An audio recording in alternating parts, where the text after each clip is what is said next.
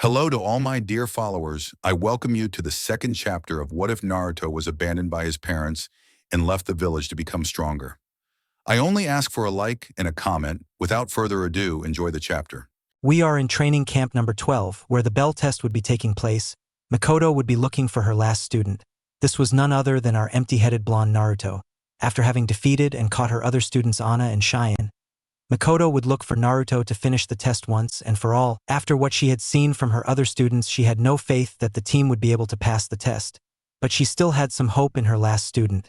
Maybe he is the key for her other teammates to improve as people and achieve great things. After a long search, he would find the blonde sitting on a log in the forest with a calm attitude. Makoto, I recognize that of the three of us, you are the most elusive, and I'm sure you let him find you, so tell me, what are you up to? I would say this with some seriousness, since I didn't know what the blonde could do. After seeing his performance at graduation, proving that he was better at everything than the other students, I had no doubt that this boy was one to be taken into account and not let his guard down. Naruto, nothing, I just wanted to take a break. After all, when you eat you have to rest the food, he would say with a small smile. Makoto, like, did you have breakfast? I'd say surprised. Naruto, I didn't have breakfast in the morning, but I did bring food in case something like this happened, and I see that I was right. Makoto, I see, and you think you can defeat me or even take a rattle off me. Naruto would just smile calmly. Naruto, oh come on, you don't have to pretend with me, sensei. Even if I managed to remove the bells, you wouldn't pass the test. The bells are just a decoy to hide the real test, which is teamwork. I would say calmly. Makoto would be very surprised by the boy's quick deduction. Makoto, how did you manage to figure out the real evidence in such a short time? I'd say incredulous. Naruto, easy, there has never been a team of 2 genin and 1 jounin. They are always 3 genin and 1 jounin, only in very rare cases, but this is not. Besides that, I was trained by Jiraiya sensei and my grandfather Hiruzen. They taught me to see beyond the simple, so this test is very easy. The really difficult thing will be convincing my teammates. Both are arrogant and think I'm a loser. I would say calmly. Makoto would only be paralyzed by how incredibly cunning the boy was. She never thought he was too smart. Makoto, even so, in order for you to convince your classmates, you'll have to get past me first. I won't let you pass the test so easily, she said with a small smile. Without a doubt, her best friend's son is a very powerful boy at such a young age. Naruto, tell me something, you were there for my 5th birthday, the same day I left. Naruto would say calmly. That question made Makoto a little surprised since she hadn't expected it in the least. Makoto, yes, I would answer without further ado. Naruto, I see, it was obvious, since apart from being the Uchiha matriarch, she is Kushina-sama's best friend. I would say calmly, well, see you. I'll be waiting for her in the center of the field. Makoto would be confused once again by the boy's words, but then she would see Naruto disappear in a ball of smoke. Makoto, he was a shadow clone. I would say with surprise, without a doubt that boy was something to be reckoned with. I wasn't sure, but maybe he was more or less as strong as her. On the other side of the field, we would see Anna continue trying to escape from her earth prison. Anna thoughts, damn, I've been stuck in this damn jutsu for half an hour now. At that moment she would hear footsteps approaching behind her. She couldn't see who it was since she couldn't turn her head. At that moment the subject would stand in front of her and she could see who it was. This was none other than her teammate Naruto, or as she called him, the loser. Naruto, oh, I see someone needs some help, he would say mockingly. Anna, I don't need your help. Go away. I don't need anyone. I would say angrily. Naruto, unfortunately you have no choice. We are in this together, since I need your help to defeat Sensei. Anna, what's the matter? Are you going to tell me you can't beat her? I'd say arrogantly. Naruto, well, that's what she says, buried underground. I'd say with a smile. These words would make Anna even angrier. Naruto, what I propose is a short-term truce. We help each other and each of us will get a bell. Anna would think it over carefully. Even if she didn't want to admit it, Naruto's help would be very helpful, since he had shown her how strong he was in the exams, so she would decide to swallow her pride this time. Anna, okay, but let's be clear. I'm only doing this because it benefits me, not because I like you. I'd say angrily. Naruto, fine, whatever. I would say calmly, so that after that I would grab Anna by the collar of her shirt and pull her out of the earth trap. Ana would stretch freely and feel relief in her body at being able to move again. Naruto, tell me, did you have breakfast or not? I'd say calmly. Ana, no, because I would say serious. At that, Naruto would take out a scroll, and from there he would take out a plate of food and give it to Ana. Naruto, come on, we'll need you at your best to fight sensei. I say take it easy. Ana would take the plate with hesitation, but in the end she would eat the food since her stomach would growl, making her blush and feel embarrassed. Ana, I'll eat it just because I need to, she said, trying to hide her blush of embarrassment. Naruto, if whatever you say, just eat. Elsewhere, we see Naruto arrive where Cheyenne is, finding her tied up to one of the logs, unconscious. He calmly approaches and moves Cheyenne from his shoulder, causing her to suddenly wake up. Cheyenne, what happened? I say I'm out of place. Naruto, nothing, just that sensei defeated you and tied you to the tree trunk. I say calmly, Cheyenne, the test is over. I failed. I'd say with some fear for having failed the test. Naruto, don't worry. The test isn't over, we still have a few hours left. Cheyenne would sigh in relief knowing that she hadn't been failed. Cheyenne, so what are you doing here? You shouldn't be trying to take the bells off sensei. I'll probably end up failing, since compared to you all, I'm tied up, and you can take advantage of that. I'd say I'm a little discouraged. Naruto, don't talk nonsense. He would say calmly, so that he could take a kunai out of his pocket and use it to cut the tree trunk's bond, causing Cheyenne to be freed. Cheyenne, puh. Because you helped me. I would say surprised by her partner's action. Naruto, I don't know about you, but I won't leave any of my comrades behind. In this ninja world, all anyone thinks about is completing missions no matter what, even leaving their comrades behind. That disgusts me. I won't leave you behind, even if it means more competition, because that's my ninja path. I'd say that seriously. Cheyenne would be paralyzed and surprised by Naruto's words. Without a doubt she had misjudged him. She let herself be carried away by the words that others told her about him, and there she understood the words that her sensei had told her before knocking her out. She could not help but shed a tear. Calmly she would try to get up from the ground, but when she tried to get up she would cry again since her body was somewhat weak from not eating and the wear and tear that the tie left on her body. Then she would feel strong arms carrying her, and when she turned around she would see Naruto carrying her in a bridal manner. This would make her blush a lot with her face completely red. Cheyenne, what are you doing? I say blushing. Naruto, you can't stand up on your own, so I'll help you. I'll also need your help to defeat sensei.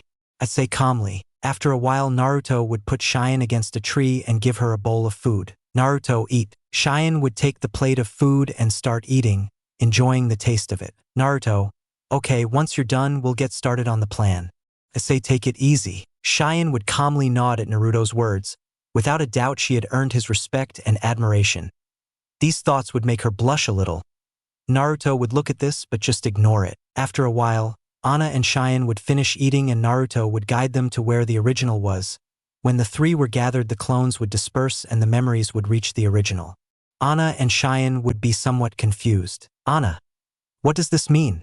You said you'd help me get a bell because Cheyenne's with you too. I'd say angry. Naruto, the bells are just a decoy. The true test is teamwork. I'd say calmly. Both would be confused by Rubio's words. Cheyenne, what do you mean by that, Naruto-sama? Naruto would be a little surprised by what Cheyenne would call him, but he wouldn't let them notice and just ignored it. Naruto, the real test isn't getting a bell, but teamwork and how we combine in battles. Mikoto-sensei has been testing them and giving them little hints so they realize, but I see that didn't help much. Ana, so what do you propose we do? Naruto, okay. Dear, tell me my plan. We would meet in Konoha, or also known as the village hidden among the leaves, more specifically in training camp number 12, where an official genin admission test was being given where our blonde protagonist was. Mikoto would be walking back to the center of the field waiting for her students. They certainly had her intrigued about what they were doing. One thing was certain for her, and that was that Naruto would get her in trouble if he got serious, although that would be the least likely since he wouldn't want to show all his power in such a simple test. At that point a kunai would go straight to the bells, but Mikoto would jump and land on a tree branch. Seeing the person in charge of the kunai would see that it was Naruto. Mikoto, what's up? Are you going to tell me you didn't convince your classmates and that's why you're going alone? I'd say with a small smile. Naruto, unfortunately that's true.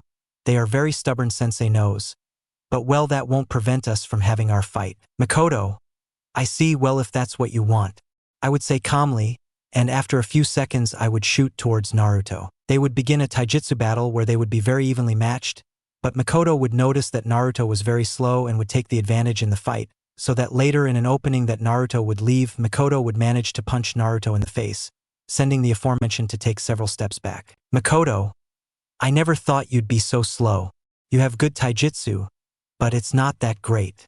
I'd say with a smile. Naruto would just show a smile, causing Makoto to be on guard again. Naruto, you're not too confident, aren't you? At that moment Naruto would run towards Makoto. The latter would see Naruto approaching, being able to keep up with him easily. But at that moment Naruto would remove one of his weight seals and throw it at Makoto. Makoto, seeing this, would think that it was just a normal seal, but upon coming into contact with her, the seal would activate, causing her to carry 100 kilograms in one of her arms. This would surprise Makoto too much, causing her to lose her balance. Thus Naruto hitting Makoto several times. The latter, not being used to carrying so much weight, could not do anything and would be sent crashing into some trees. Makoto would try to get up, but she couldn't. When she looked closely, she would see that she would be tied with ninja thread. When she looked to one side, she would see Cheyenne. Makoto, Cheyenne, now Anna. I would say calmly. Makoto would quickly turn to the other side, seeing Anna preparing her soft fist. Makoto, they're really naive. I'd say with a smile, only for Makoto to disappear in a puff of smoke, replaced by a log. Anna, substitution jutsu. I would say with surprise. At that, Makoto would appear behind Anna and being about to connect a blow in the aforementioned would be blocked by Cheyenne. Cheyenne, she's not as fast as she used to be, sensei, thanks to Naruto-sama's seal. I'd say with a smile. Anna would quickly counterattack with her soft fist. Managing to seal some chakra points, Makoto would quickly retreat. Makoto thoughts, damn, if I didn't have this seal and I can't remove it, I don't know anything about sealing and it seems to be at an advanced level. Besides, Anna already sealed some chakra points for me. I'm in trouble, hehe. Well, don't declare victory yet. At that, Makoto would activate her three-bladed Sharingan. Seeing this, both Anna and Cheyenne would get serious. Anna, whatever you do, don't look her in the eyes or it will be your downfall. Cheyenne, I know, I never thought sensei would get so serious. Anna, even so, continue with the plan. We have to take her to Naruto. It already saved us a lot by putting that seal on sensei. Cheyenne would only nod to Anna, and after that they both ran off towards the forest. Makoto would chase them with some effort due to the weight of the seal and the blocked points. As they continued jumping between the branches, Makoto would begin to throw some fireballs at them. Anna and Cheyenne would be dodging them with difficulty, some of them hitting very close to them. After a while they would pass by the small lake and see that Makoto would be running in the water about to catch them. Both Anna and Cheyenne would be surprised and scared by how close Makoto would be to them, but just before being about to touch them, the lake would freeze quickly, trapping Makoto in a huge ice cube. Seeing this, Anna and Cheyenne would be impressed. At that, Naruto would approach calmly, arriving with his companions. Anna, how did you manage to freeze the water? Naruto, I only used ice chakra, although I have to admit that it consumed quite a bit of chakra, a little more than half. I still haven't fully mastered it. I'd say calmly. Cheyenne, Naruto-sama, you have the Kekkei Genkai of ice. Naruto, no, not at all. Cheyenne, so how did I manage to use an ice jutsu? Naruto, easy. In order for me to be able to use the ice element, I first had to master my main elements, these being the wind and water elements. By mastering them 100%, I was able to access the ice element by combining both elements, but mastering it is very difficult. I can only freeze for now. I would say calmly. Anna, thoughts incredible. I never thought she was so strong. I think she's earned some of my respect. Cheyenne, that's amazing, Naruto-sama. I'd say with admiration. But now what do we do with sensei? I'd say with an anime-style sweat drop. Naruto, I didn't think about that. He would say with a small nervous smile. Anna, idiot. I'd say calmly. At that point the cube of thread would begin to melt. Seeing that the boys would take a few steps back, after a while of the steam caused by the melting ice, Makoto would calmly come out. Makoto, damn brats, they're a pain in the ass. She would say with a small smile. Anna, how did he get out of there? Makoto, I only made one fireball, though that drained my last chakra reserves. I'd say calmly. At that point the stopwatch would start to sound. marking the end of the test. Makoto, well, I'd like to tell you that you failed the test, but I can't. You realized the real test and worked together to get me into trouble, so you passed. You're officially genin. I'd say with a small smile. Cheyenne would jump with excitement and Anna would just give a small smile, while Naruto would just calmly nod. Makoto, now that that's settled. Damn braiders. Take this damn seal off me. It's heavy as hell and unlock my chakra points. Naruto would quickly remove the seal and Anna would unblock the chakra points, making Makoto feel better. After a few minutes, the now official Team 12 would be on their way to a dango stand, having successfully completed the test. Upon arrival, they would sit at one of the tables and begin a conversation. Makoto, okay guys, starting tomorrow we'll start doing missions, so I'll see you tomorrow at the training camp at 6 in the morning. The three would nod calmly, so that after a while everyone would retire to their respective homes. Naruto would be on his way to the Sarutobi residence. When on the way he would come across a small brown-haired boy escaping from some Chunin. Chunin, honorable grandson, please stop running away and fix the mess you made to Hokage Mountain. What the Chunin said would make Naruto curious and he would turn to look at the Hokage Mountain. Seeing the Hokage's heads painted with pink paint, Naruto would not hold back his laughter and would just chuckle softly. Naruto, it's incredible that a handful of Chunin can't catch a simple child. They nerfed them for the sake of the plot. He would say with a small smile, although I have to admit that I'm curious about the boy. Well then, let's give those Chunin a hand. He would say to himself so that after that he would start following the trail left by the child. After having passed the genin test with his team, our blonde protagonist would be following the trail of that boy who painted the Hokage's faces. Without a doubt, he was very good at sneaking away from several Chunin, but Naruto would not let him escape. He was curious about the boy. After a while, I would find him sitting under a tree. He was laughing and making fun of the Chunin who failed to catch them. Ha ha ha. They are such fools. They couldn't catch me.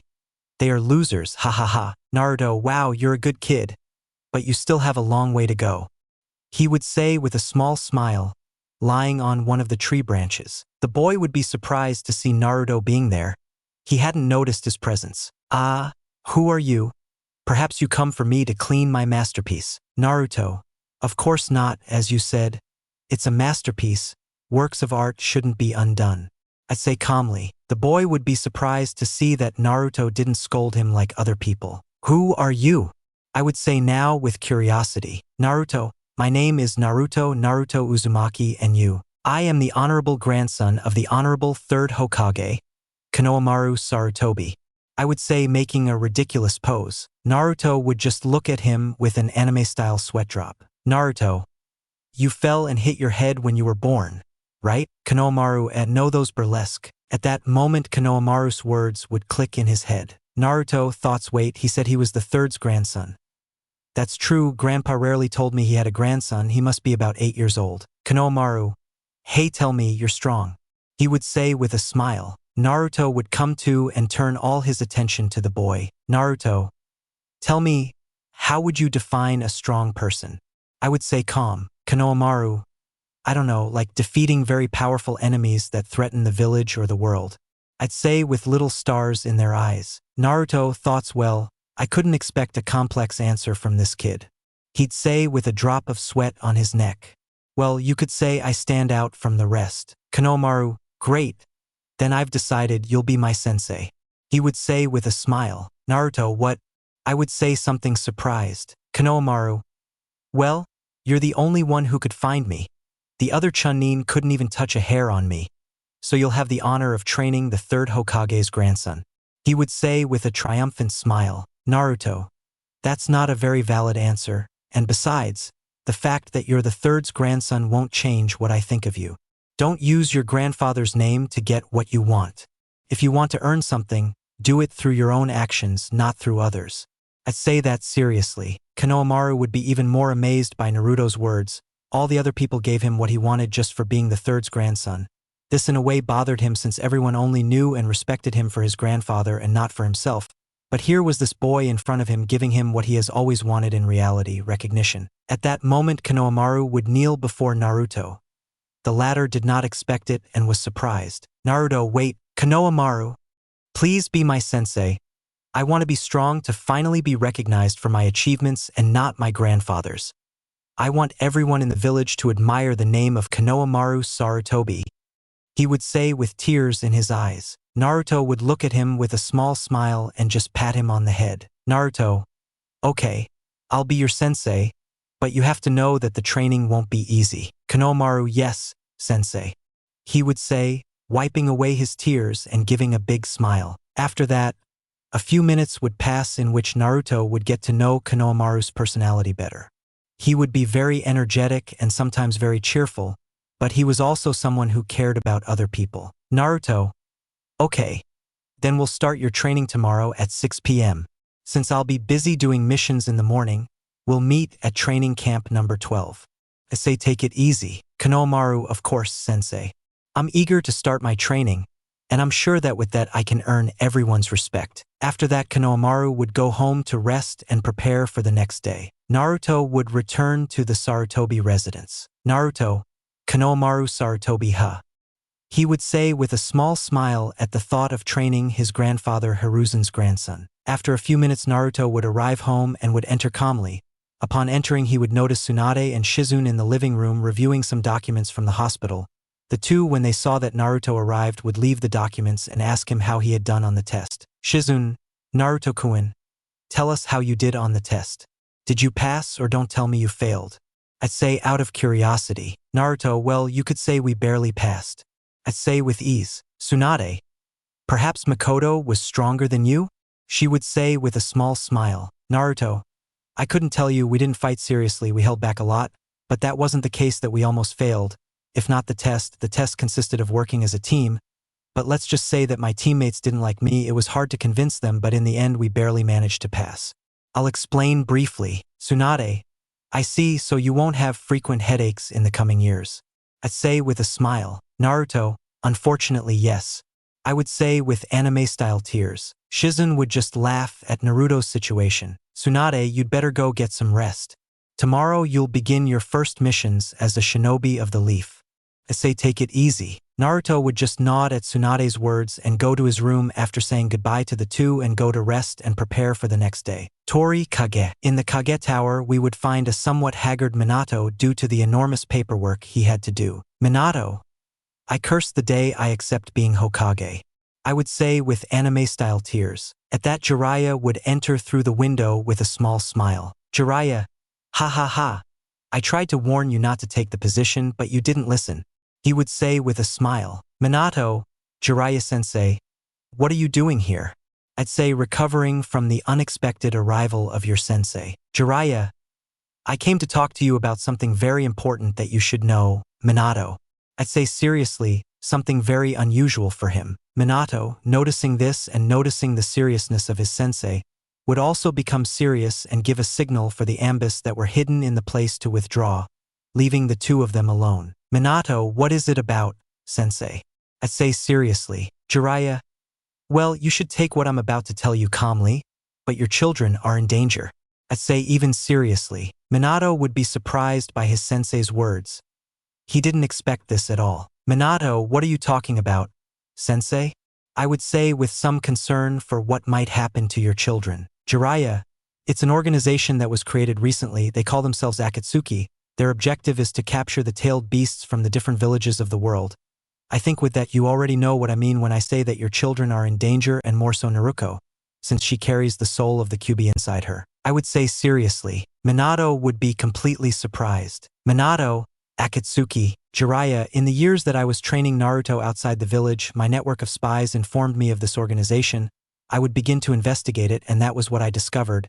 Also that this same organization is composed of Kage-level criminals, renegade ninjas from their villages. Without a doubt, you should take it into account, since sooner or later they will come for your children." Minato would just stay silent, trying to process all the information his sensei had given him. "Minato, what does sensei say?" "Jiraiya, you must intensify the brats' training so that they can at least defend themselves or escape from them. Also increase the village's defenses in case a possible invasion were to happen. Improve the evacuation routes. It won't be easy, I know, but as I told you, it's unknown if they will attack now. They may even be waiting for an opportune moment." I would say calmly. "Minato, you're right. Tomorrow I'll report this to the council and launch operations to improve defense and evacuation routes. I'll also have to discuss this with Kushina about increasing the children's training. I'd say that with all seriousness. Jiraiya, well, in the meantime, I'll continue investigating more about them. I'll let you know if anything happens. Minato, thank you, Sensei. Jiraiya, it's nothing, Minato. I'll always be there to help you. Just don't do anything stupid, he would say with a small smile. Minato would just laugh quietly and nod. After that, they would both continue talking about Akatsuki and other things, trying to form theories about it and how to deal with it. We are in Konoha, the most powerful village of the 5 hidden villages. The sun was rising on the horizon, thus giving way to a new day for everyone. But this day was the day where Team 12 would begin their first missions as official ninjas of the Leaf. Our favorite blonde would be on his way to training Camp 12, where upon arrival he would find his 2 companions. He would greet them with his hand in a polite manner. Anna would only nod her head, slightly implying that she had returned the greeting. She would not openly admit it, but Naruto had earned a little of her respect after having shown her how strong and how far she was from him. She respected him even if she did not want to admit it and was curious about how powerful he was. On the other hand, Cheyenne walked towards him and greeted him very happily. Cheyenne, good morning, Naruto-sama. I would say with a smile. Naruto, good morning. He would say with a drop of sweat on his head at the peculiar and respectful way his partner referred to him. Sensei hasn't arrived yet, he would ask out of curiosity. Cheyenne would shake his head. Cheyenne, no, it hasn't arrived yet. Naruto, I see, well, she told us to meet here at 6, so it makes sense that she hasn't arrived yet. There are only 10 minutes left until the agreed time. Cheyenne would nod to his partner's words. After 10 minutes passed, Makoto would arrive at the training ground, greeting her students with a smile. Makoto, good morning. I see that we are all here. Well, then it is time to go for our first missions, don't you think? The boys would just nod at their sensei's words with some excitement about doing their first missions. They would be on their way to receive their missions, having ideas of what these could be. Makoto, so what missions do you think they'll give us? I'd say with a small smile. Cheyenne, excited, fighting bandits, protecting an important person from rogue ninjas, rescuing a princess from kidnappers. I'd say excitedly. Anna would just nod at her partner's words, wanting to fight with strong people. Makoto would only give a small smile at how naive her students were. Time skip. An hour later, we would see Team 12 leaving a store carrying a civilian's groceries. Makoto would be in the distance dying of laughter at her students' first spectacular mission. Naruto, Anna, and Cheyenne would only see her with a death face, but they would only have to hold back and take the purchases to the civilian's house. After 2 hours of doing missions, or rather being the servants of the civilians, the boys would go to their sensei with an angry face. Anna, what the hell are those missions? I'd say annoying. Makoto, well, according to the village's higher-ups, these missions, if you can call them that, are to improve teamwork. Cheyenne, it's a lie, civilians can do those things, they only use us as their servants, we should be doing more important missions, not being the servants of stupid civilians. Naruto, I'm in the same position, civilians can do those things, the higher-ups just want the shinobi to be the servants of the civilians, just for the simple fact of being stronger and more skilled. We should be protecting the village, not doing the civilians' jobs. I'd say that seriously. Makoto, you're absolutely right. Back in my time as a genin, I also did these kinds of missions. They were incredibly boring and didn't help us at all. But that's the way it is. The only one who can change this is the Hokage. I'd say it calmly. At that, Anna and Cheyenne would turn to look at Naruto with a sinister smile. This would make Naruto feel a chill down his back. Naruto, what? Anna, Naruto, you are the son of Hokage-sama, right? She would say, keeping her sinister smile. Naruto, yes, by... At that moment, Naruto would realize what his companions were trying to do. No way. He would quickly deny it. Cheyenne, please Naruto-sama, you have to talk to Hokage-sama so he can give us real missions. Naruto, no way, I'm not on good terms with him, and besides, we only have to do these missions for a few weeks. I'd say, refusing the idea. Anna and Cheyenne would continue trying to convince Naruto throughout the day, but he would continue refusing. After a while, Makoto would tell them that they were done for today, and so the boys would go to their respective activities. The girls, without being able to convince Naruto, would only resign themselves for today, but tomorrow they would continue insisting to Naruto. After that, we would see Naruto heading to training Camp 12. Naruto thoughts I highly doubt that after doing the missions any of the girls will come to the training camp, and sensei must be at home with his children, so I have the opportunity to train Konohamaru there. After a few minutes Naruto would be arriving at the training camp. Seeing Konohamaru already there, when he saw Naruto arrive he would give him a smile and quickly approach him. Konohamaru, sensei, I'm ready to begin training. I'd say with great excitement. Naruto would just give a small smile and nod calmly. Naruto, well then we will start with your chakra control. When you master it we can advance a lot in your training. Konohamaru will just nod at Naruto's words. Naruto, well the first thing you do is climb a tree. Konohamaru, come on sensei, that's very easy. I would say with boredom. Naruto would just let out a small laugh. Konohamaru, that's so funny, sensei. I'd say confused. In that Naruto would walk towards a tree and when he was next to it, he would begin to walk on it with only his feet. This would cause Konohamaru to be surprised. Naruto, this is what I mean by climbing a tree. I'd say standing at the top of the tree. Konohamaru, wow, sensei you are amazing. How do I do it? Teach me. I would say excited. With one leap Naruto would land gracefully on the ground. Naruto, first you have to concentrate chakra in the palms of your feet. If you use too much, the tree bark will split, and if you use too little, you'll slip and fall to the ground. So, you have to find a balance between your chakra and the tree. I would explain calmly. Konohamaru would be attentive to Naruto's explanation and he would quickly put into practice what he had told him. Concentrating chakra in his feet and would try to walk on the tree, but at the first step he would fall. Naruto would just laugh. Naruto, don't worry, it's normal. Just keep trying and you'll get it. Took me 3 days, but that was because I had a few helpers. I'd say, remembering that he used shadow clones that helped him get it quickly. Konohamaru would just nod and continue trying to climb the tree, while Naruto would take advantage of the time to continue reading a peculiar orange-covered book. This would be repeated all day until nightfall was coming. Naruto, okay, that's enough for today. Tomorrow we'll continue training. I'd say calmly. Konohamaru, being tired, would just throw himself to the ground exhausted. Nodding at his sensei's words, Naruto would just give a small smile and put Konohamaru on his back and take him home. Thanks to Konohamaru telling him where it was. After leaving him in his room he would say goodbye and go out the window and go to rest as well. Some days would pass where a very peculiar routine would form, since in the mornings Team 12 would meet to continue doing missions, but for Naruto it was torture, since in addition to being a servant of the civilians, he also had to put up with his companions who every day would try to convince him to talk to his father. He would only try to ignore them, refusing the idea, and in the afternoons he would be training Konohamaru. He already managing to climb half a tree, but his chakra control was already better. He would also take advantage of this time to improve Konohamaru's taijutsu and reflexes. One day, like any other, Naruto and his team would go to Ichiraku's to eat. Naruto would be excited to enjoy some good ramen, but his teammates would refuse. Naruto, but why not? These days we've been eating wherever you guys wanted. I'd say something annoying. Anna, we won't go eat there until you talk to Hokage-sama and convince him to give us better missions. Cheyenne, I'm very sorry Naruto-sama, but it's an ultimatum. You want to go eat ramen and you have to talk to Hokage-sama. Mikoto would just watch this with amusement and eat popcorn. Who knows where she would have gotten it from. Naruto, no matter what you say, I won't change my answer. I can still go eat some delicious ramen by myself without you guys. He would say with a triumphant smile. Anna, ha, we knew you were going to say that, and that's why we bought all the ramen from Ichiraku this morning. So you won't be able to eat your precious ramen today. LOL. She would say with a sinister smile. Cheyenne, that's right. We're going bankrupt, but it'll be worth it. And if you don't agree, we'll throw all the ramen in the trash and burn it. The two girls would start laughing like mentally ill.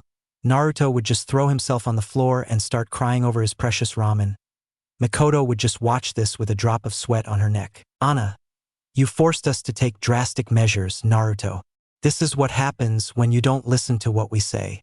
I'd say sinisterly. Naruto would watch them with anime-style tears. Naruto, damn monsters.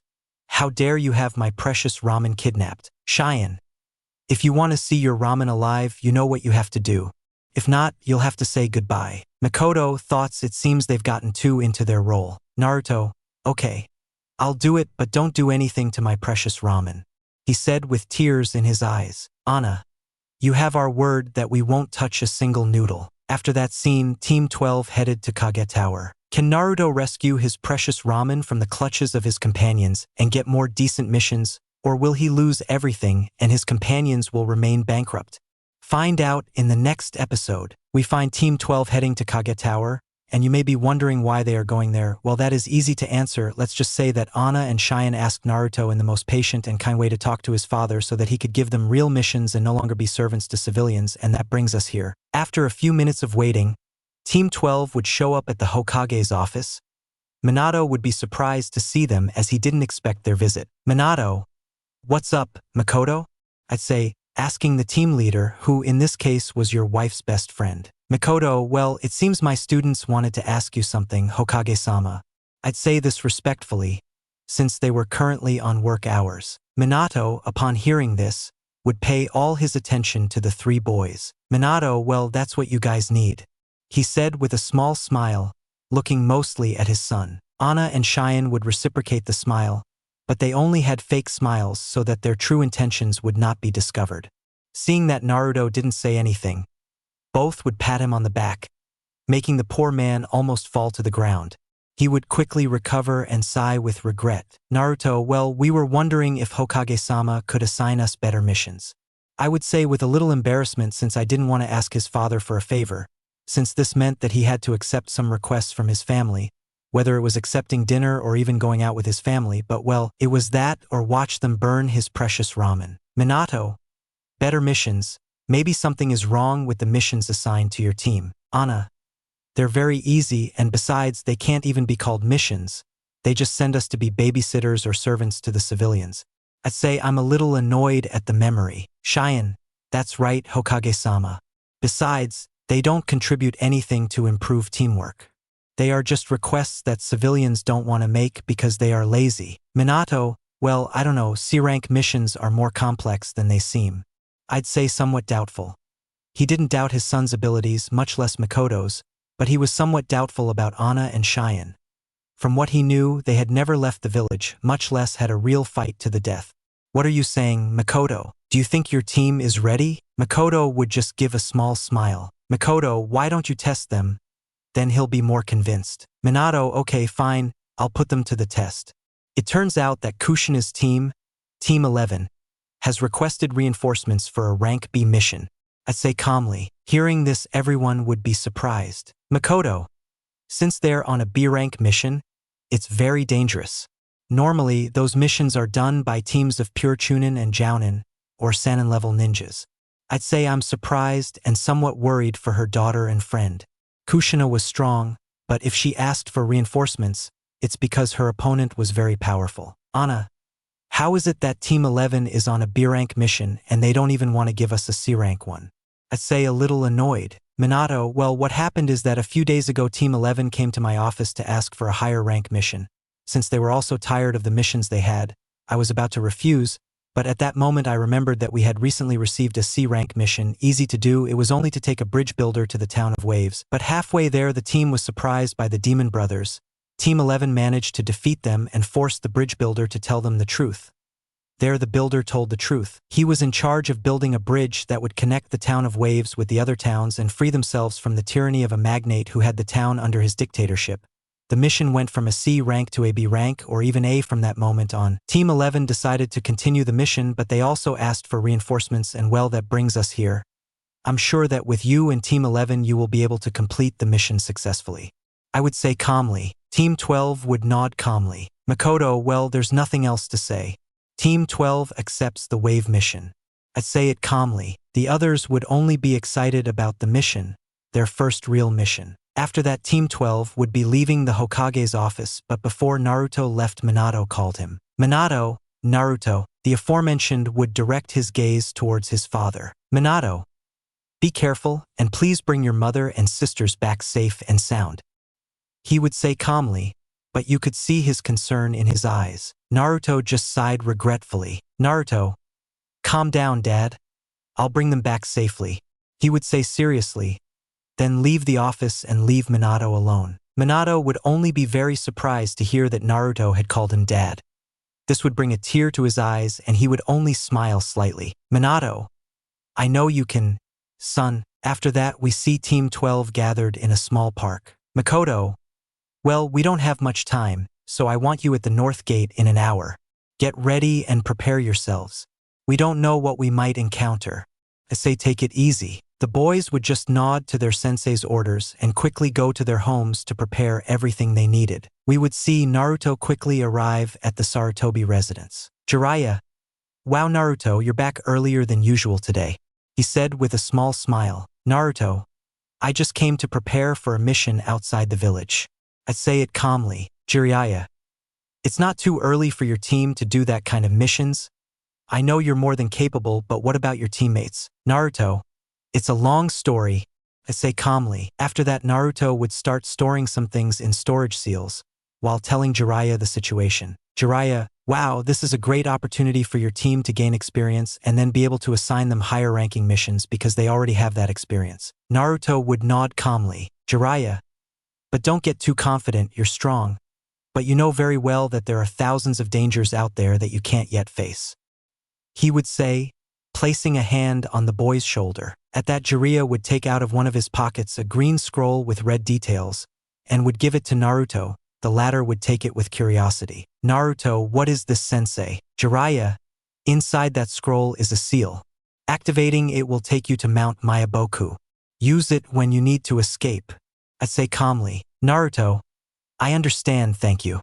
I would say calmly. After that, Naruto would say goodbye to Jiraiya and go to the agreed place with his team. On the way, he would meet Konohamaru. Konohamaru, sensei, I'm ready for today's training.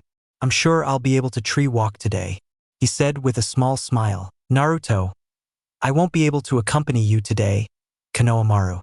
I've been assigned a mission outside the village with my team, and I won't be in the village for at least a week. I say it calmly. Konohamaru, what? Then what am I doing in this time? Naruto, just keep at it. If you can master tree walking, then it'll be time to practice your chakra control by walking on water. It's more complicated, but I'm sure you can do it. I say take it easy. Konohamaru, I understand, sensei. You'll see. By the time you get back from your mission, I'll have it mastered, he said with a smile. Naruto would give a small smile and just stroke Konohamaru's hair. Naruto, I'm counting on it. After that, Naruto would continue on his way. Upon arriving at the meeting point, he would see his companions there, and they would be surprised to see him without a backpack. Anna, hey Naruto, you didn't bring anything for the mission. I say curious. Naruto, yes, because, Cheyenne, well, we don't see you carrying a backpack where you keep your things, or maybe they are small things. Naruto, well, I keep my things in storage seals. It's more practical and useful. I say it calmly. Cheyenne, wow, I didn't know you were good at the art of seals, Naruto-sama. Naruto, well, you could say I'm at a considerable level. I say it's easy. If you want me to do the same with your stuff, it would be easier for you. Cheyenne, of course, Naruto-sama, I would say with a smile. After that, I would seal Cheyenne's things in a seal. Naruto, well, if you want to take something out, you just have to apply some chakra to the corresponding seal. Cheyenne would just nod calmly. Cheyenne, thank you, Naruto-sama. After that, Naruto would turn to Anna. When she saw that Naruto was looking at her, she couldn't help but blush a little. Naruto would see this and just smile a little. Naruto, you want me to seal your things? I'd say calmly. Anna would just nod calmly, trying to hide her blush from embarrassment. After sealing Anna's things and waiting a few minutes, Makoto would arrive where her team was. Makoto, okay, team, you're ready to go. I'd say with a small smile. The boys would just nod calmly. Makoto, okay then let's go. After that, Team 12 would begin their journey to Wave Village. We met Team 12 heading towards Wave Village. The team was very excited about this, or well, just Anna and Cheyenne, since for them it was the first time they left the village, their first mission outside of it, and it was a B rank or even an A rank. After a few hours, the team would be arriving at the town. Without any problem, Team 11 had cleared the road very well. Team 12 would walk through the town calmly, being able to see the deplorable condition of the place. Entire families living on the streets, even having some dead in the alleys due to hunger or the beatings they received, probably done by the thugs who roamed the town. Team 12 would have different expressions and thoughts upon seeing this. Anna and Cheyenne would be sad to see the conditions in which people lived and would feel sorry to see them. Makoto would only keep a serious face. They are more than used to seeing these scenes. In all her years of experience, she had already seen more regrettable places than this, and Naruto would only have a cold face, trying to hide his anger and desire to kill. Only one thing was certain, and that was that Naruto would find the culprit of this and make him pay. Death was something common in the life of a shinobi, so it was not something that scared him much. If he had to kill, he would do it without complaint. In that, Team 12 would see a scene that none of them would like. They would see how a man of approximately 38 years old would be trying to rape a girl of approximately 14 years old. Her parents would be trying to stop him, but other thugs would prevent them. The girl would only be screaming for help. This would only make the thugs laugh. Rapist. Come on. Don't resist, girl. There's no way you're gonna get away with this anyway. Ha ha ha. The girl would just be crying and screaming for help. The girl's father. Get away from her. Damn you, he would say, shedding tears of helplessness. At that point, one of the thugs would hit him in the stomach, knocking the wind out of him. Thug. Shut up. Damn it, nobody said you could talk, he would say with a sinister smile. At that moment, everyone would see a black flash pass between them all and stop in front of the rapist, covering the girl. Rapist? Hey, who do you think you are? You'd better get out of my way if you don't want me to kill you, he would say angrily. Naruto, who I am, that doesn't matter. The only thing that matters here is that you're still alive, and I don't like that at all, he would say coldly and in a very dry voice. Rapist. What are you saying? Ha ha ha, you really think a brat can kill me? You're so funny, I'd say with a sinister smile. In that, everyone would see how Naruto would put one of his hands on the rapist's stomach. The latter would get angry and quickly try to hit Naruto. But before he could connect his blow, he would feel a strange sensation in his stomach. Naruto, Rasengan, I'd say coldly. At that moment, a Rasengan would be forming in the rapist's stomach. The latter would scream in pain, try to escape, but would see how strange chains would come out of Naruto's body that would hold him, not being able to escape. The other thugs would see this with terror and quickly run away from the place, but would be stopped by Mikoto, who would put them in a genjutsu where she would torture them for a few hours. After a few seconds, Naruto would undo the Rasengan and release the rapist. The latter would fall to the ground unconscious and with a hole in his stomach, which would undoubtedly hurt him for the rest of his life. The girl's parents would quickly run to their daughter and hug her, wrapping her in their arms and crying their eyes out. Naruto would just watch this with a small smile and just grab the rapist's body by the collar of his shirt and drag him out of the alley and then seal him in a special seal. Mikoto, you did well, I'd say calmly. Naruto would just calmly nod to his sensei's words. Anna and Cheyenne would only watch their partner with admiration and some fear for the way he tortured the rapist. In that, they would see how the parents and the girl would approach Naruto and Mikoto to thank them. Getting to the point of kneeling down, quickly both Naruto and Mikoto would lift them up and just give them a smile.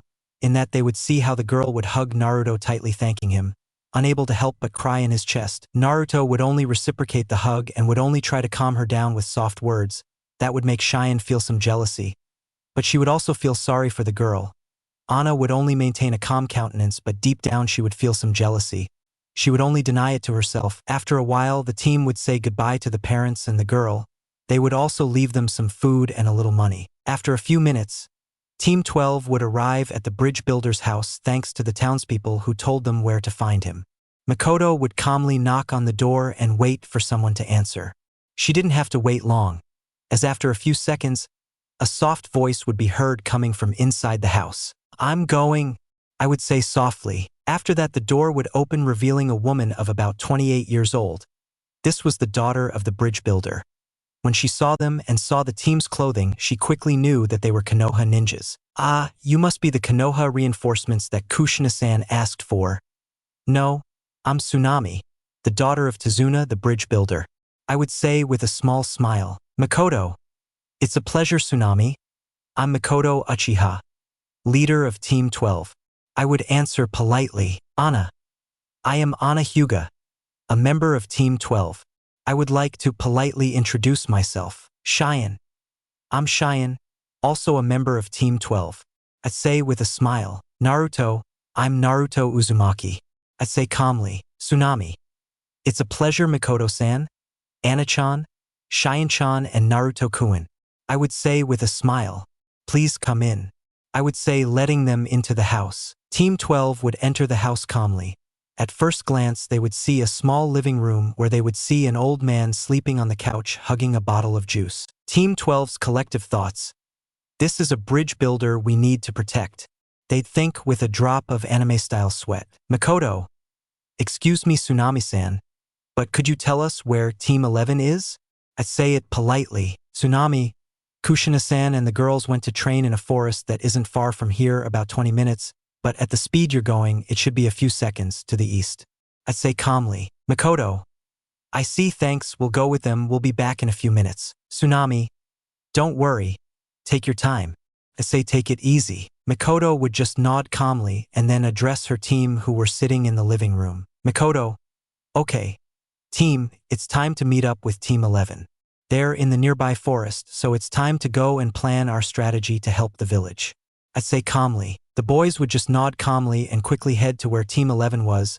After a few seconds, they would hear some angry screams coming from a nearby lake. When they went to the place, they would see Kushina under a tree laughing at a completely wet Mito. Apparently Team 11 was training chakra control. Kushina would quickly notice their presence and turn towards them. Kushina. Makoto-chan. She would say with joy to see her friend, quickly going to hug her tightly. The scream would make Mito, Naruto, and Suki realize the presence of Team 12. The girls quickly got out of the water and approached the newcomers. Naruto, seeing Anna, did the same as her mother, hugging Anna with joy. After a few seconds, both Kushina and Naruto would separate from Makoto and Anna. Kushina after that would see the others with a smile, but her gaze would be on Naruto. She was somewhat surprised to know that her best friend was her son's sensei, but she would quickly approach him and catch him in a strong hug, not letting him escape. Kushina. Naru-chan. She would say happily, not realizing that she was leaving him without air. Naruto would join them in the hug, but far from helping her brother, she would only squeeze him more. At this point, Naruto was already looking at Grandma Coco. The other girls would just watch this with a drop of anime-style sweat, and without knowing why, they were already preparing the blonde's funeral, already having the dregs ready. We would find ourselves in the town of Waves, more specifically in a small forest, where we would see our blonde protagonist fainted. How did it happen, you might be wondering? Well, the answer is very simple. Kushina and Naruto hugged him until he lost consciousness. After a few minutes, our favorite blonde would wake up from his dream. He would see that he was lying on the ground, being covered by an orange sweatshirt. When he got up, he would see that both his team and Kushina's team would be a little far from him, maybe to let him rest better. He would see that they would be talking about some things. Naruto was the first to notice his presence and would quickly approach him, thus making the others also turn in her direction. Naruto. I see you're finally awake. I'd say with a cheerful smile. Naruto. And whose fault was it that I fainted? I'd say feigning annoyance. Nako? Oh, come on. Don't be such a crybaby. Naruto. Like you told me. I'd say annoying. Naruto. Crybaby. I'd say in a defiant way. At that moment, Naruto would grab Naruto's cheeks and stretch them as much as he could. Naruto? HHHI. HHHI. HHHI. Sorry. I won't call you crybaby again, but stop stretching my cheeks. She would say with pain and tears, anime style. After that, Naruto would let go of Naruto's cheeks and would just return the sweatshirt to Naruto. This whole interaction was witnessed by the other women in the group. Makoto and Kushina would see this with joy. Anna and Suki would just complain about how annoying they were. Cheyenne would just smile calmly, and Mito would just maintain a serene posture, but for some strange reason she would feel a little jealous. But she would deny these feelings to herself. After this event, Kushina would put Team 12 in context about the events that happened, telling them that the cause of all this was a certain Gato and that he had hired hundreds of thugs to kill Tsunade. She would also tell them that they had been attacked by one of the 7 swordsmen of the mist. This was none other than Zabuza Momochi, former ninja of the village of the Bloody Mist, and that it was likely that he would return within a week with the help of an Ambu. Makoto, quite a C-rank mission, huh? I say it mockingly. Kushina. Don't even think about it, Zabuza is very strong, he pushed me to my limits, without a doubt I'm not the same as before, I've lost my condition that I had, this mission is at least rank A. I would say calmly. Makoto, you still managed to defeat him. Kushina. Yeah, well, but the next time he comes I'm sure that Ambu will help him and I won't be able to do anything against it. The girls aren't ready to fight at that level yet. That's why I had them train their chakra control. I say calmly. Naruto. Don't worry, Mom. I'm sure we can beat him. If not, we'll have Naruto to defeat him. He's very strong. she would say with a foxy smile. The others would only turn to look at Naruto. He was just lying on the ground. Kushina, are you sure you can defeat the Ambu? Naruchan? I said, somewhat worried, knowing the blonde was very strong. But defeating an Ambu was a lot for his age. Naruto, I don't know that I would have to see the Ambu's abilities since I'm close to that range, but if I have the girl's help then yes, I could defeat him. I'd say calmly, Makoto, and I could help you with Zabuza. I'm sure the boys can take on the Ambu. I'd say it calmly, Kushina. Well, if that's the case, then there's not much to worry about. I'd say calmer. After that, the two teams would start training their chakra control. Kushina and Makoto would just talk about trivial things and Naruto would just start reading his orange book. Kushina, noticing this, would quickly go with Naruto. Kushina. Naruchan, could you tell me why you're reading that perverted book and not training with the girls? He would say with a sinister smile. It was known that Kushina didn't like perverts at all and certain books written by the perverted Jiraiya. Naruto would just swallow. He had forgotten that his sensei had warned him not to read his book near Kushina, since she would kill Jiraiya when she saw that he had instilled bad habits in her son. Makoto just watched this with amusement. Naruto, boo. Well, you see, I'm not training since I already control my chakra perfectly, and well, about the book, I'm researching human anatomy, that's why I'm reading this book. I would say like an idiot and very nervous. Makoto would only start laughing at the stupid answer the blonde had given. Kushina would just continue giving him a sinister smile, and upon hearing Naruto's vague answer, she would just take the book and put it in one of her pockets. Kushina, so you already have perfect chakra control, why don't we put it to the test? Naruto, what do you… He would be abruptly interrupted when he felt Kushina grab him by the collar of his shirt and throw him forcefully towards the lake where the girls were training. The girls, noticing this, would quickly move away so as not to be in the target of the blonde's fall. But Anna would not be so lucky since Naruto would fall on top of her. The impact would cause the water to shoot upwards, bathing everyone around. After a while, the water would calm down and everyone would be surprised to see the scene in front of them. There in front of them, they would see Naruto on top of Anna. But the most curious thing would be that these two would have their lips joined in a kiss. This would make those present be surprised, and not to mention Anna. When she opened her eyes and saw the scene she was doing with the blonde, she would be completely blushed, taking on a red that would put a tomato to shame. She would quickly separate from the kiss and land a tremendous slap on the blonde, causing him to be sent flying towards some trees. Kushina would be smiling, knowing that she already had a candidate to be her son's girlfriend. Makoto would just be smiling. Cheyenne would be very jealous. Naruko would be worried about her brother and a little jealous. Suki, for some strange reason, would be blushing because of the scene she had seen. Mito inside would be a little jealous, and well, Anna, after having sent the blonde flying, would be completely blushing and embarrassed. After a few seconds, they would see Naruto still somewhat bruised from having fallen between some trees, and with a huge red mark in the shape of Anna's hand. Naruko would quickly go to help her brother. After a guy, the teams would return to Tsunade's house. Tsunade would reside them with a smile, but would notice Naruto's condition. Tsunade, what happened to Naruto-kun? I would say somewhat worried about the boy's condition. Makoto, well, let's just say a girl sent him to count the stars. She'd say with a small smile. Tsunade would only be somewhat confused by the explanation but would not continue asking questions, and would only treat the boy's few injuries. Kushina, don't you think you went too far? Anna-chan? Anna, I'm sorry, Kushina-sama. It was just a reflex. I would say ashamed, since I had great respect for Kushina for being one of the most feared women in the 5 nations, and having hurt one of her children saddened her. Kushina, don't worry. You'll make it up to me later by giving me lots of grandchildren. Just try to take better care of my Naruchan. She would say with a small smile. Anna would only blush like mad and faint at the thought of such a future. Makoto, Kushina, you're not making things any better. In less than a few hours, you've already knocked out 2 of my genin. I'd say I'm a little annoyed. Kushina, oh come on, I was just joking. She would say with a smile, then place Anna on another couch. After a few hours, both Naruto and Anna would wake up and rejoin the others. Only Anna would stay away from Naruto. Out of shame, and just seeing him made her remember the accident and blush. Everyone would already be sitting around the table. Their Team 12 would introduce themselves to Tsunade and he would just thank them for coming to his help. Dinner would go on normally, until Tsunade's son, Inari, would finish eating and just go to his room without saying a word. Naruto would notice this and ask Tsunade about it. When asking Tsunade this, Everyone would remain silent, which would make Team 12 somewhat confused. Makoto, what's going on? I'd say I'm a little surprised. Tsunade. Well, Inari has been like this ever since her father died after trying to stop Gato. Since that incident, Inari has lost all hope and doesn't believe anyone can help us.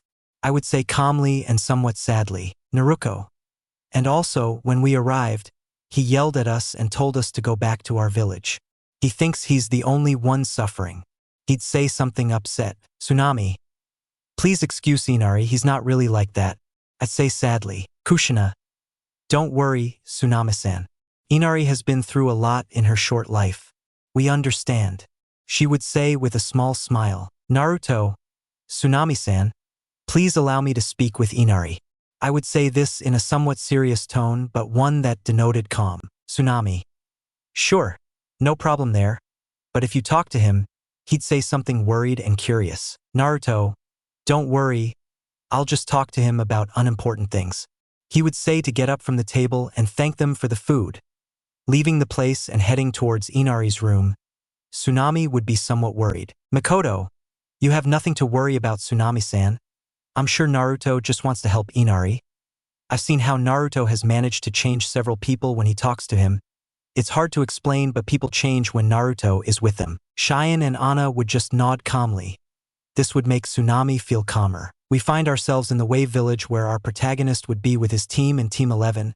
They would be at Tsunade's house. It was already a little after 8 at night.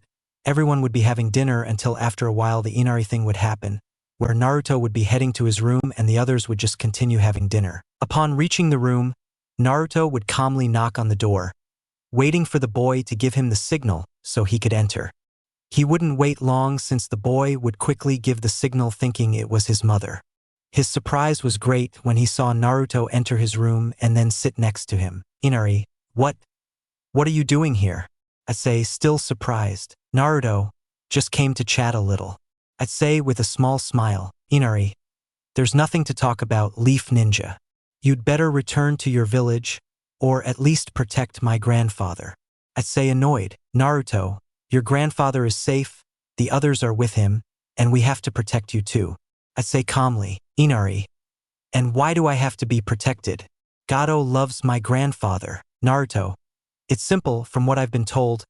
Gato doesn't care how the job is done.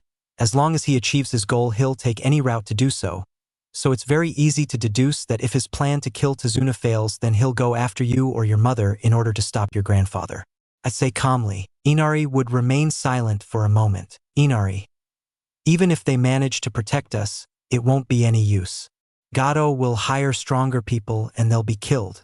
He would say coldly. Naruto would just look at Inari calmly. Being able to see fear and worry in her eyes, Naruto would just put one of his hands on Inari's head and just ruffle her hair. Naruto, well then I'll have to train a lot to be able to protect your grandfather, your mother, and you. I recommend that you train too. Inari, and why am I would say confused. Naruto, if you want to protect the people you love, you'll have to face very strong enemies. I'm not saying you'll do it right now, but it's your decision whether you want to become stronger or sit back and do nothing. Inari, but I have no talent for it and I'm also very bad at fighting. I'd say sadly. Naruto, many think that being strong refers to physically, but there is a force much stronger than that. That is the human intellect, the mind, intelligence. They are incredibly strong tools. In the end, those qualities are what define a battle. Your enemy can be very strong, but if he does not have a developed intellect, he will be an easy target.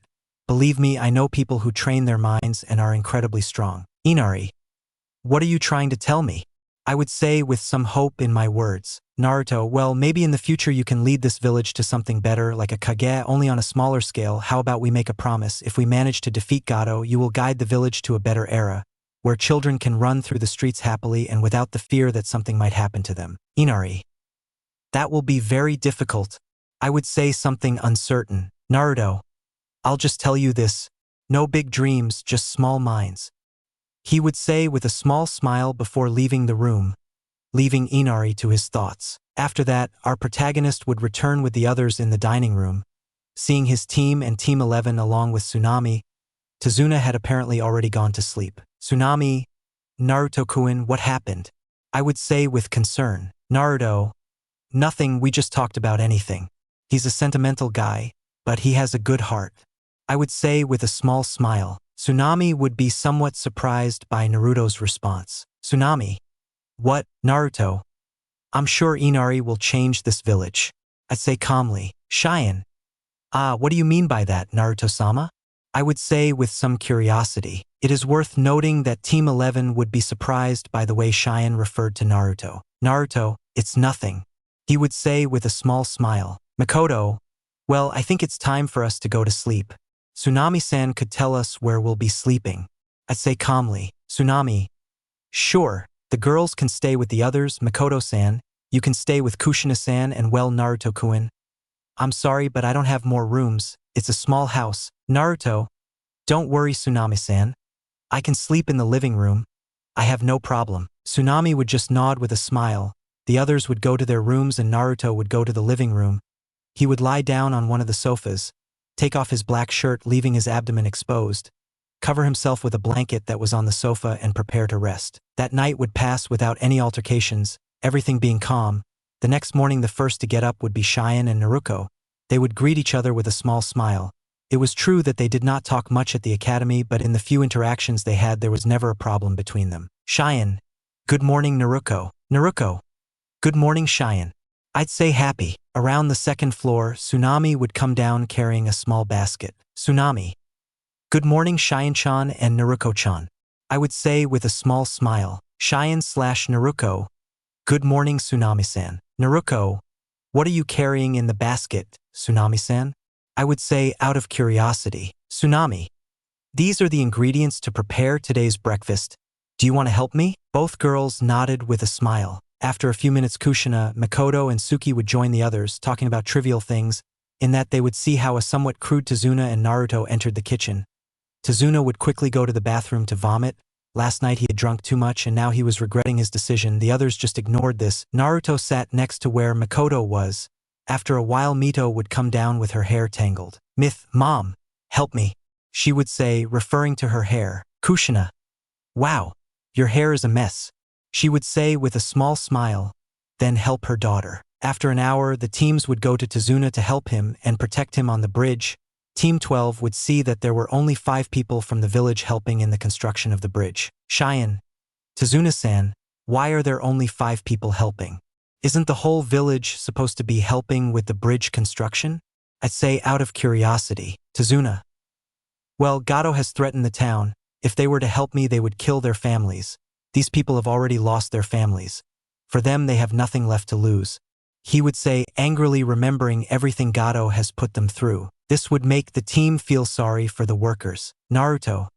And how long will it take to finish the bridge? I'd say slowly. Tsunade, well, I estimate in about 5 months. I'd say a little discouraged. Naruto, that's a long time. Kushina.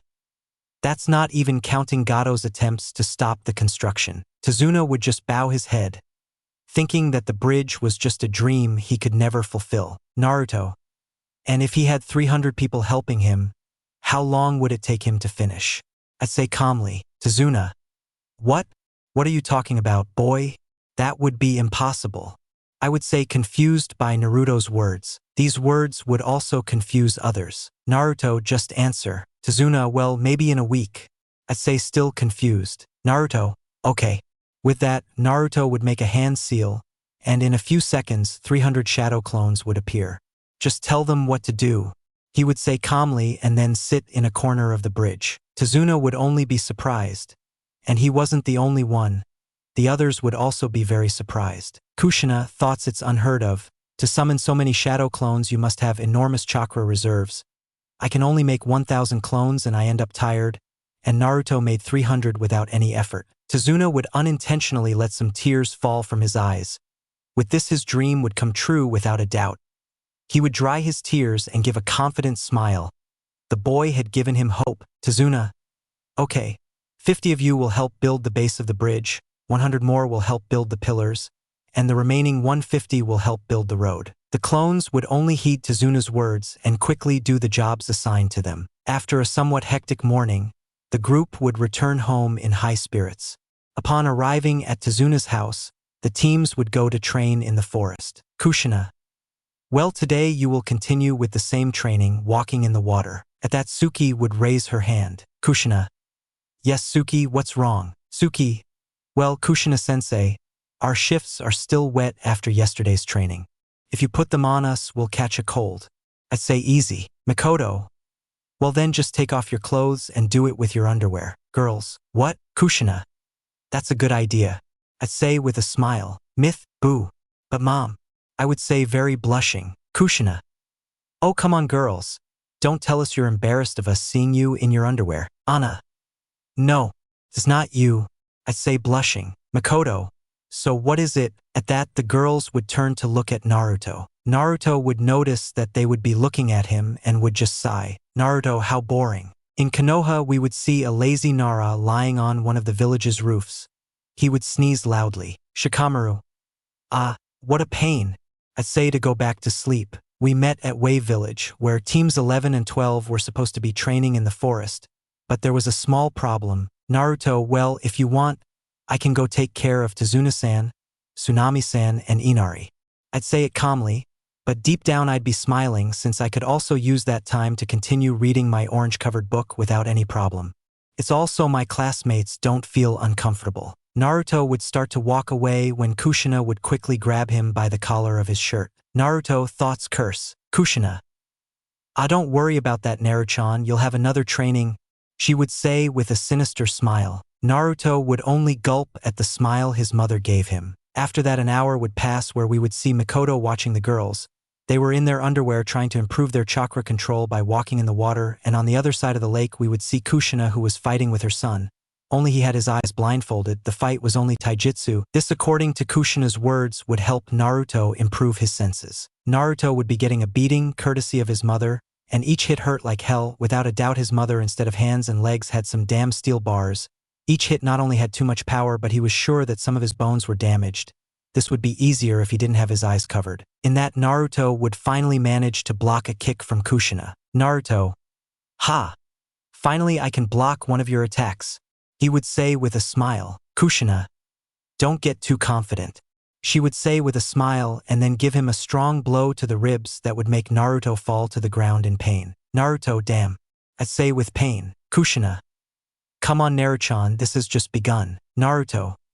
It's easy to say when you're not the one with the blindfold on. I'd say even in pain, but he'd eventually get up with some effort. After a few more hours, the sun would be setting in the distance, which meant that training was over for the day. The girls would get out of the lake and get dressed, but not before drying their underwear with the help of Makoto, who would dry her clothes with a wind-style jutsu. Kushina and Naruto would arrive with them after a while, being able to notice that the boy had a few bruises. Kushina. Okay, since everyone's ready, let's go to Tsunade-san's house, she would say with a smile. After that, both teams would return to Tsunade's house. When they arrived, Tsunami would already be waiting for them with a smile and dinner already prepared. The woman was happier than usual, and this was because her father had told her what Naruto had done on the bridge. Without a doubt, that boy was an angel to his family. Since he had helped his father and son, Tsunami had spoken with his son this morning. He told him everything that Naruto and he had talked about. The boy seemed more animated than usual, and that was a significant improvement. Since his father had died, the boy had not shown signs of motivation or encouragement. Tsunami, seeing that the boy had several bruises, quickly approached him to treat him. After that, everyone would have dinner calmly. Tsunade and Inari had already had dinner before, so this time they wouldn't join them for dinner. The night would pass quickly, the next morning would arrive, and with that the routine that had already been imposed. This day Makoto, along with Cheyenne, Suki and Anna, would be taking care of Tsunade. Naruto, before leaving, had summoned shadow clones to continue helping Tsunade, while Kushina, Naruto, Naruko and Mito would meet in the forest to continue training. Naruko and Mito, with their training suits already dry, would be training the control of their chakra since they had greater reserves of chakra than the others, while Naruto and Kushina would continue with yesterday's fight. Naruto, with his eyes blindfolded, was already beginning to improve his senses and reflexes, managing to block one or another blow from Kushina but without being able to connect one with her. After a few hours, Naruko had managed to greatly improve her chakra control. This would make her very happy, and Kushina and Naruto would congratulate her and give her smiles. This would make Mito feel jealous and sad since of her siblings she was the most backward. Menma mastered this training easily, and although she had not seen Naruto do it, she knew in advance that he would already have it mastered to perfection. Before, she made fun of Naruto for being very weak. But since he returned from that training, he had shown not only to her but to everyone that he was very strong. Deep down she felt very happy for him, and it also made her feel like shit for having treated him that way in the past. She couldn't even look at his face after all the horrible things he had said to her in the past. After a few more minutes, Kushina would tell them that it was time to return to Tsunade's house. Mito would refuse to return. She wanted to dominate the training before tomorrow. Kushina would reply that it was time to return, but Mito would just refuse. Kushina, Mito, you have to rest. It's not good to practice training at night, you'll catch a cold. I'd say I'm starting to lose my patience. Myth. I don't want to. I'll master the training before tomorrow. I can't fall behind. Kushina. Mito. At that, Kushina would feel a hand on her shoulder. When she looked at who it was, she would see that it was Naruto. Naruto, Kushina-san, I think it's best if you don't keep insisting. Mito has already made up her mind, and she won't change her mind so easily. I would say calmly, Kushina. But if he keeps training, he'll get sick. Naruto. She made her decision and with it the consequences, so there's nothing else to do here. I'd say after that we start walking back to Tsunade's house. Naruto would follow Naruto, calmly, and after a few seconds Kushina would just sigh and let Mito train following the example of her other children. Mito would continue training, not realizing that Naruto was watching her from high up in a tree. The Naruto who would be accompanying Naruto and Kushina was just a clone. Time would pass and it would already be midnight. Mito would be totally tired, but she wouldn't take this seriously and would just continue training. Myth, thoughts, damn, I have to complete this damn training, I can't fall behind. He would think with frustration in his eyes. Naruto, you won't be able to complete the training if you use too much chakra like you're doing. I'd say calmly, standing in front of Mito, he'd be walking normally, having no trouble controlling his chakra. Mito would be startled. She hadn't noticed Naruto's presence, which made her fall back into the water. Mito, Naruto, what are you doing here? I would say, still surprised. Naruto, I'm just keeping an eye on you so you don't overdo your training. I'd say easy. Myth. But you said it was my decision to train as long as I wanted. I'd say something angry that everyone wanted to interrupt her. Naruto, wrong. I only implied that you could train a little longer. Now you're too tired to even go back to Tsunade-san's house alone. Myth. That's not your problem. Don't try to play the older brother role with me like you did with Naruto. I'm not as easy as her. She would say angrily. She wouldn't want Naruto to see her weakness. She didn't want him to notice how alone she felt. She didn't want to cry in front of him. She didn't want to show her true feelings. So she would try to act strong in front of him. Naruto, of course it's my problem, you're my sister. The duty of an older brother is to take care of his younger siblings. Even though we always treat them badly, deep down we care about you, we hide our pain so that you have the confidence that your older brother is there to protect you. I would say calmly. These words would only make Mito feel even worse. How much he had endured. She didn't know and she doubted he would tell her. Myth, no. Don't try to fix something that's completely broken. Naruto, tell me, are you afraid of failure? What are your fears? What are your biggest worries? Mito couldn't stand it any longer and tears started to flow from his eyes. Mito, I'm jealous. Jealous that only Naruto has your forgiveness, that she has your attention, that she only has your affection. I'm also very sorry for how badly I treated you in the past, all those insults and treatment. You didn't deserve it. I was just a stupid little girl. I also want to feel the affection of my older brother. I want to be okay with myself and be able to forgive myself for all the bad things I did in the past. Mito would finally get out everything I had inside. Everything I felt. Mito was a sea of tears, totally sorry for everything she did. Then she felt strong arms surround her. When she opened her eyes, she noticed that Naruto would be hugging her tightly. Putting her head on his chest, Mito would just hug him back and bury her head in the boy's chest. Mito would just cry on Naruto's chest, letting it all out. Naruto, I will always be there for you. Whether you hate me or love me, I will always take care of you and protect you. I would say calmly. After a while, they would both separate. Mito would wipe her tears and Naruto would just give her one of his smiles. Mito would smile back. Naruto, wow, it seems you just needed to vent to get it. I'd say calmly. Myth, what are you talking about, Naruto-kun? I would say with confusion. Naruto, just look down on you. Mito would listen to him and only see that she was standing on top of the water. Other than that, everything was normal. At that moment, her head would click. She was standing on top of the water. She had finally achieved the training. Mito would only jump with excitement and jump into Naruto's arms. Myth! I finally made it. I would say very happy. Naruto would just smile at his sister's joy. Naruto, well, it's time to go home. Mito would just nod happily, and so they would both return. Naruto would carry Mito on his back since she was very tired from all the effort she made. A new day would arrive in the town of Waves. We would see our favorite blonde wake up and get up from the couch where he was sleeping. The previous night was full of emotions and confessions. After Mito and he arrived at Tsunade's house, they would find Kushina, who would be waiting for them outside of it. Her look showed concern. Mito would apologize to her for her behavior and also tell her that she had mastered her chakra. Kushina congratulated her and hugged her. All this was seen by the blonde who just stayed on the sidelines. But this would not last long since Mito would also tell him that finally she and the blonde had made peace, which made Kushina very happy. Little by little the blonde was forgiving his family. After a few hours it was Kushina, Naruto, Mito and Naruto's turn to take care of Tsuna. While the others would go to continue training in the forest, the construction of the bridge was going very well, managing to build a large part of it in record time. There was only little left to finish it. This would be known throughout the town. People would be happy since that meant that they would soon be free of Gato. In addition to the fact that a few days ago the thugs had stopped going to the town since they would be captured by teams 11 and 12, making the town regain that peace it had before. Tsuna. After this, we'll just need to do a few minor finishing touches to the bridge, and it'll be complete. I'd say with a smile. We'll even finish faster than I thought. Kushina. Yes, Zabuza and his partner will be here soon. I'd say that seriously. Tsuna would just shrug. Naruto.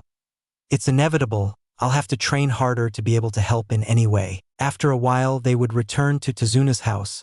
When they arrived, they would see the others there. Tsunami. Wow, you're back too. Tsuna. That's right. And we're very hungry since we've been working hard. I'd say with a smile. Naruto, Tsunami-san, I could pack my dinner to take with me. I'm gonna train in the forest, and I'll probably be late. I'd say it calmly. Tsunami. Of course, no problem there. But don't you think it's very dangerous to train at night? You could be attacked. I'd say with some concern. Naruto, don't worry about that, Tsunami-san. I'll take care of myself. Tsunami. Okay. Naruto. Hey Naruto, I also want to go train with you. I won't let you get stronger and keep leaving me behind. Naruto. No, the training I will do on my own. Naruto. What? Come on, don't be mean, let me train with you. She would say, taking Naruto's hand, trying to convince him. Naruto, I already said no. I'd say seriously. Naruto would only pout at her brother's refusal. After that, Tsunami would return with Naruto's dinner in a container. Naruto would take it and seal it. Naruto, okay, it's time to go. I'd say after that we can say goodbye to the others and head for the forest. Tsunami. Naruto will really be fine out there alone. I would say heading towards Kushina and Mikoto. Mikoto. Of course, he knows how to take care of himself. Believe it or not, he's the strongest genin currently in our village. I'd say with a smile. Kushina. That's right, Naruchan is very strong. At his age, I wasn't even half as strong as he is. Tsunami would feel calmer after the words of the two adult women. After that, we would see our blonde arrive at the forest. He would quickly take off his black shirt and his black ninja boots, only staying with his black shinobi pants, being more comfortable. After that, he would summon 50 shadow clones and after that proceed to blindfold himself. Naruto, fine. Come get me. He would say with a smile, turning to the clones. These would attack the original, giving him several blows, and others Naruto would block them with some difficulty, and this would last all night without resting. The next morning, we would see Naruto sleeping on the ground under a large tree. The blonde would be in a very deep sleep since he was very exhausted from the training he had done. Without a doubt, he had made great progress. At that moment, a girl would see the blonde. She would slowly approach him and shake him awake. Wake up! You'll catch a cold if you stay asleep on the floor. She would say in a very sweet, feminine voice. Naruto would wake up lazily and sit on the floor. Naruto, sleepy, how long I slept? I don't know, but it looks like it took a few hours, since the field has several scratches. So I can deduce that you fainted from the effort you made. I'd say calmly. At that moment, Naruto would notice the girl's presence. Naruto, who are you? I would say with confusion. I'm Haku. It's a pleasure. Naruto Uzumaki. Haku. It's a pleasure, Naruto. Naruto. Likewise, Haku, what are you doing here? Haku. Well, I came for some herbs that grow very close to here. They are for a friend. I would say calmly. Naruto. I see, if you want I can help you with that. Haku. Seriously, that would be a big help. I would say with a sweet little smile that I would make Naruto blush. After that, the two would head to the place where the herbs would be. Naruto. And tell me, what does that friend of yours need with these herbs? I would say calmly and try to make some small talk. Haku. Well, he recently got quite injured from a battle. These herbs have helped him heal. This week I've been coming here every day for herbs to treat his wounds. I'd say it's easy. Naruto. Wow, your friend is a ninja. I'd say with curiosity. Haku. No. Well, it was, he and I left our village for economic reasons. Our village is currently going through a crisis and we decided to leave and settled near this town. Naruto. Sorry about that. Haku. Don't worry. To tell the truth, our stability has improved. Leaving our village was the best option. After that, Naruto would give her some herbs he had collected. After that, they would both sit on the ground and talk about trivial things. Haku. Tell me, Naruto, why are you training? Naruto. Well, it's to get stronger. I'd say calmly. Haku. Just that. Nothing else. He would say with a small smile. Naruto. I don't know. He would say with a little remorse now that he thought about it. All this time he just wanted to become strong to prove everyone wrong that he was a failure. But that was all. There was nothing else that made him feel empty inside. Haku. Well, let me tell you, if it's just that, you won't get very far. People become strong when they want to protect something or someone, since they don't want to lose that. Tell me, aren't there people you want to protect? I'd say calmly. Naruto. Yes. Haku. Then become stronger and protect those people precious to you. Naruto would look at her and give her a smile. She had opened his eyes. At first he just wanted to become stronger to shut Minato and Kushina up. But right now that was left in the background. Without realizing, those people who were always there for him had won his heart and he wouldn't let anything happen to them. He would protect those bonds he had made these years. Naruto. You're right, Haku. Thank you. I would say with a small smile. Haku. You don't have to thank me for anything. I just told you what it is. After that, Haku would get up from the ground and say goodbye to Naruto with a smile and then start walking home. Naruto would just watch her leave calmly. That girl had made him feel different, a new feeling for him. Then he would see how the girl would stop and turn towards him. Haku. Oh, by the way, I'm a man. After those words, he would continue on his way, disappearing among the trees. Naruto would be left blank and with his mouth open. Naruto. New. How is it possible she's prettier than any other girl I've ever seen? I would say with anime-style tears, due to the terrible revelation. After that, Naruto would return to Tsunade's house with a broken heart. After that, we would see how Haku would arrive at a somewhat hidden place. He would enter and there, resting on a bed, we would see a Zabuza covered in bandages. Zabuza. You took longer than usual, Haku. He would say with a torn voice. Haku. I'm sorry, Zabuza-sama, but I was left talking to one of the Konoha ninja. Apparently, they called for reinforcements, since the boy I spoke to isn't with the group I faced the first time. I'd say calmly. Zabuza. I don't suspect you, Haku. No, I doubt it. He thought I was a girl and that I lived here. Zabuza. I see. Well, then we'll have a harder time, but that won't change the outcome of the battle. Haku would just calmly nod to Zabuza's words.